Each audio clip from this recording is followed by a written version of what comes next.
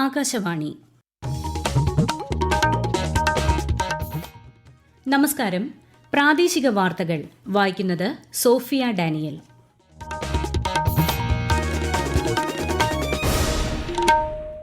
പ്രധാന വാർത്തകൾ. പാരീസ് ഒളിമ്പിക്സിൽ ഇന്ത്യയ്ക്ക് ആദ്യ മെഡൽ.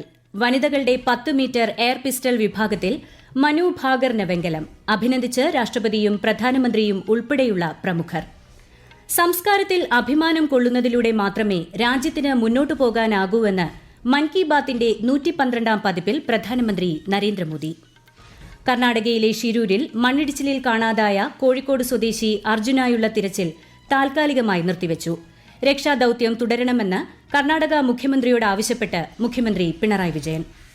സംസ്ഥാനത്തെ 49 തദ്ദേശ വാർഡുകളിലേക്കുള്ള ഉപതെരഞ്ഞെടുപ്പിനുള്ള മുന്നൊരുക്കങ്ങൾ പൂർത്തിയായി. വോട്ടെടുപ്പ് ചൊവ്വാഴ്ച. ഏഷ്യാകപ്പ് വനിതാ 2020 ക്രിക്കറ്റ് കിരീടം ശ്രീലങ്കയ്ക്ക്. ഫൈനലിൽ ഇന്ത്യയെ പരാജയപ്പെടുത്തിയത് 8 വിക്കറ്റിന്. വാർത്തകൾ വിശദമായി. പാരീസ് ഒളിമ്പിക്സിൽ ഇന്ത്യയ്ക്ക് ആദ്യ മെഡൽ. വനിതകളുടെ 10 മീറ്റർ എയർ പിസ്റ്റൾ വിഭാഗത്തിലാണ് ഇന്ത്യയുടെ മനു ഭാകർ വെങ്കല മെഡൽ നേടിയത്. 221.7 മനുവിന്റെ സ്കോർ. കൊറിയൻ താരങ്ങൾക്കാണ് ഈ ഇനത്തിൽ സ്വർണവും വെള്ളിയും. മെഡൽ നേട്ടത്തിൽ മനു ഭാകറിനെ രാഷ്ട്രപതി ദ്രൌപദി മുർമു, ഉപരാഷ്ട്രപതി ജഗ്ദീപ് ധൻകർ, പ്രധാനമന്ത്രി നരേന്ദ്രമോദി തുടങ്ങിയവർ അഭിനന്ദിച്ചു. സ്വന്തം സംസ്കാരത്തിൽ അഭിമാനം കൊള്ളുന്നതിലൂടെ മാത്രമേ രാജ്യത്തിന് മുന്നോട്ടു പോകാനാകൂവെന്ന് പ്രധാനമന്ത്രി നരേന്ദ്രമോദി. പ്രതിമാസ റേഡിയോ പ്രഭാഷണ പരിപാടിയായ മൻ കി ബാത്തിന്റെ 112ാം പതിപ്പിൽ സംസാരിക്കുകയായിരുന്നു അദ്ദേഹം. യുനെസ്കോയുടെ ലോക പൈതൃക കേന്ദ്ര പട്ടികയിൽ അസമിലെ ചരായി ദേവ് മോയ്ദാം ഉൾപ്പെടുത്താൻ പോകുകയാണെന്നും ഇതോടെ ഇവിടേക്കുള്ള വിനോദസഞ്ചാരികളുടെ ഒഴുക്ക് വർദ്ധിക്കുമെന്നും അദ്ദേഹം പറഞ്ഞു. പാരീസ് ഒളിമ്പിക്സിൽ മത്സരിക്കുന്ന രാജ്യത്തിന്റെ കായിക താരങ്ങളെ പ്രോത്സാഹിപ്പിക്കാൻ ശ്രീ മോദി ആവശ്യപ്പെട്ടു. അന്താരാഷ്ട്ര ഗണിതശാസ്ത്ര ഒളിമ്പ്യാഡിൽ വിജയികളായ ഇന്ത്യൻ വിദ്യാർത്ഥികളോട് പരിപാടിയിൽ പ്രധാനമന്ത്രി സംവദിച്ചു. രാജ്യത്ത് ഖാദിയുടെ വിൽപ്പന 400% വർദ്ധിച്ചു. ഖാദി വ്യവസായവുമായി കൂടുതൽ ബന്ധപ്പെട്ടിരിക്കുന്നത് സ്ത്രീകളാണെന്നും അതിനാൽ ഈ വളർച്ചയുടെ പ്രയോജനം കൂടുതൽ ലഭിക്കുന്നത് അവർക്കാണെന്നും പ്രധാനമന്ത്രി വ്യക്തമാക്കി.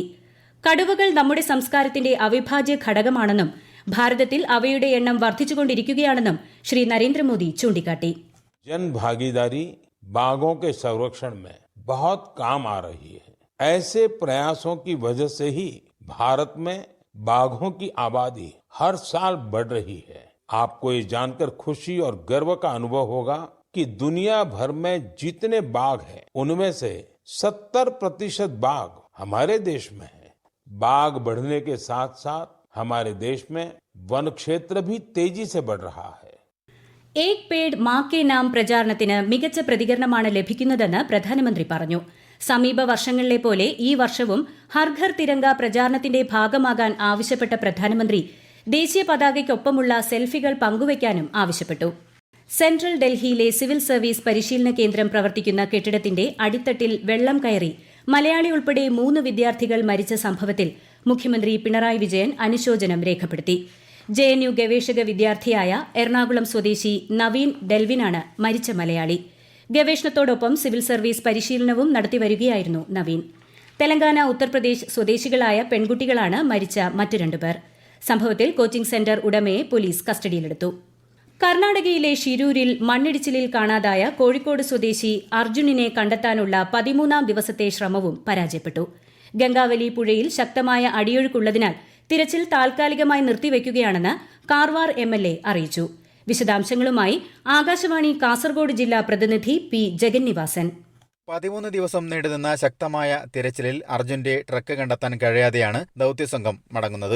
ഗംഗാവലി പുഴയിൽ ശക്തമായ അടിയൊഴുക്കുള്ളതിനാൽ തിരച്ചിൽ ദുഷ്കരമാണെന്ന് കർണാടകയിലെ മുങ്ങൽ വിദഗ്ധൻ ഈശ്വർ മെൽപ്പ പറഞ്ഞു. ഇന്ന് 2 തവണ മെൽപ്പ പുഴയിൽ ഡൈവ് ചെയ്തിരുന്നു. പുഴയ്ക്കടിയിലെ ചളിയും കല്ലും മരവും ദൌത്യത്തിന് വെല്ലുവിളിയായിരുന്നു. പുഴയിൽ കൂറ്റൻ ആൽമരം ഒഴുകി വന്നതും തിരച്ചിലിന് വെല്ലുവിളിയായി. അടുത്ത 21 ദിവസം മേഖലയിൽ കനത്ത മഴയ്ക്ക് സാധ്യതയുണ്ടെന്നും പുഴ ശാന്തമായാൽ മാത്രമേ ദൌത്യം തുടരാൻ സാധിക്കൂ എന്നും കാർവാർ MLA സതീഷ് കൃഷ്ണ സെയിൻ പറഞ്ഞു. 4 ദിവസം കഴിഞ്ഞ് തമിഴ്നാട്ടിൽ നിന്ന് റോഡ് മാർഗം യന്ത്രങ്ങൾ എത്തിച്ച ശേഷം വീണ്ടും തിരച്ചിൽ തുടരുമെന്നാണ് അധികൃതർ അറിയിച്ചിട്ടുള്ളത്. ഇന്ന് വൈകിട്ട് കാർവാറിൽ നിർണായക യോഗം ചേരുന്നുണ്ട്. ദൌത്യത്തിന്റെ ഭാവി എന്താണെന്ന് തീരുമാനിക്കും.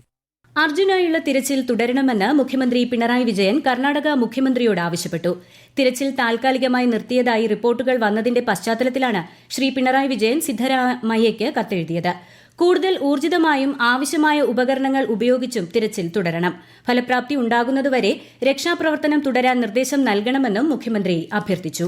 ഷിരൂരിലെ തിരച്ചിൽ താൽക്കാലികമായി അവസാനിപ്പിക്കാനുള്ള തീരുമാനം ദൌർഭാഗ്യകരമെന്ന് മന്ത്രി PA മുഹമ്മദ് റിയാസ്. കൂടിയാലോചനയില്ലാതെയാണ് ഈ തീരുമാനമെടുത്തത്. ദൌത്യവുമായി ബന്ധപ്പെട്ട് ഇന്നലെ ചേർന്ന യോഗത്തിലെടുത്ത 3 തീരുമാനങ്ങൾ നടപ്പിലാക്കണമെന്നും മന്ത്രി ആവശ്യപ്പെട്ടു. സംസ്ഥാനത്തെ 49 തദ്ദേശ വാർഡുകളിലേക്കുള്ള ഉപതെരഞ്ഞെടുപ്പിനുള്ള മുന്നൊരുക്കങ്ങൾ പൂർത്തിയായി. വോട്ടെടുപ്പ് ചൊവ്വാഴ്ച രാവിലെ 7 മുതൽ വൈകിട്ട് 6 മണിവരെ നടക്കും.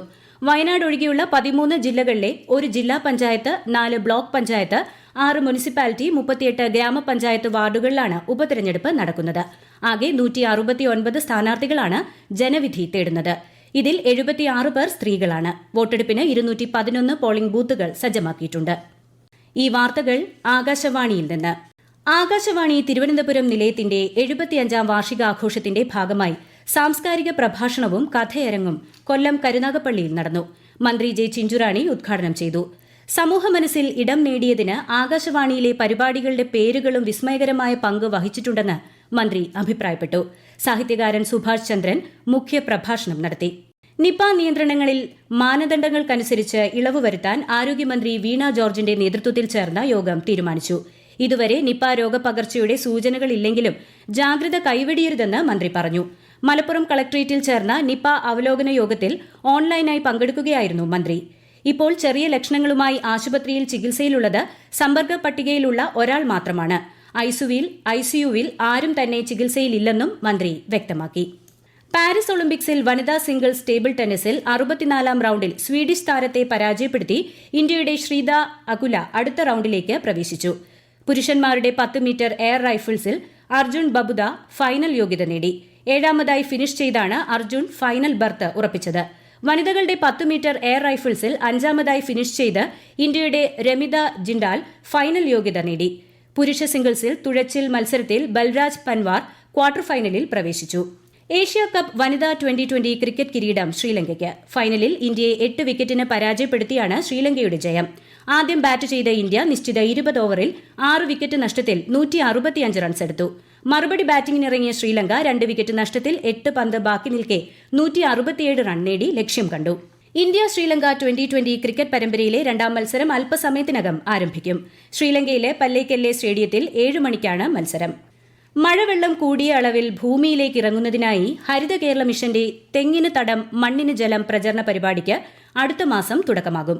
തദ്ദേശ സ്ഥാപനങ്ങളുടെയും കർഷക കൂട്ടായ്മകളുടെയും സഹകരണത്തോടെയാണ് സംസ്ഥാന വ്യാപകമായി ഈ പദ്ധതി നടപ്പാക്കുന്നത്.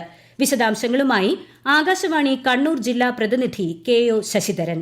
കൊടിയ വേനലിൽ പോലും തെങ്ങിൻ ചുവട്ടിൽ നനവ് ബാക്കിയാകുന്ന സാഹചര്യം വീണ്ടെടുക്കാനാണ് തെങ്ങിന് തടം മണ്ണിന് ജലം ക്യാമ്പയിൻ നടത്തുന്നത്. ഇളക്കവും ആർദ്രതയുമുള്ള മണ്ണിലേക്ക് വേരുകൾ വേഗത്തിൽ വിരലാഴ്ത്തും. പല കാരണങ്ങളാൽ നിലച്ചുപോയ ഈ രീതി തിരിച്ചുപിടിക്കുക എന്നതും ഹരിത കേരള മിഷന്റെ ലക്ഷ്യമാണ്. നെറ്റ് സീറോ കാർബൺ കേരളം പദ്ധതിയുടെ ഭാഗമായാണ് സംസ്ഥാനതലത്തിൽ ജനകീയ ജലസംരക്ഷണ പരിപാടി ആവിഷ്കരിച്ചത്. വീട്ടുവളപ്പിലെ തെങ്ങുകൾക്ക് തടമെടുക്കുന്നതിനാണ് ക്യാമ്പയിനിൽ ഊന്നൽ നൽകുക. ക്യാമ്പയിന്റെ ഭാഗമായി പ്രദേശത്തെ കർഷക തൊഴിലാളികളെയും കർഷകരെയും ആദരിക്കും. ആദ്യഘട്ടത്തിൽ ഒരു ബ്ലോക്ക് പഞ്ചായത്ത് പരിധിയിൽ ചുരുങ്ങിയത് ഒരു വാർഡിൽ ക്യാമ്പയിൻ ഏറ്റെടുക്കും. ജലക്ഷാമം രൂക്ഷമായി അനുഭവപ്പെടാറുള്ള വാർഡിനാണ് മുൻഗണന നൽകുക.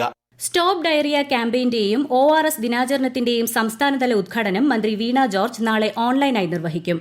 വയറിളക്കത്തെ തുടർന്നുള്ള നിർജ്ജലീകരണം മൂലമുള്ള മരണങ്ങൾ തടയുന്നതിനും രോഗനിയന്ത്രണത്തിനുമാണ് ഈ ക്യാമ്പയിൻ സംഘടിപ്പിക്കുന്നത്. പ്രധാന വാർത്തകൾ വീണ്ടും. പാരീസ് ഒളിമ്പിക്സിൽ ഇന്ത്യയ്ക്ക് ആദ്യ മെഡൽ. വനിതകളുടെ 10 മീറ്റർ എയർ പിസ്റ്റൾ വിഭാഗത്തിൽ മനു ഭാകറിന് വെങ്കലം. അഭിനന്ദിച്ച് രാഷ്ട്രപതിയും പ്രധാനമന്ത്രിയും ഉൾപ്പെടെയുള്ള പ്രമുഖർ.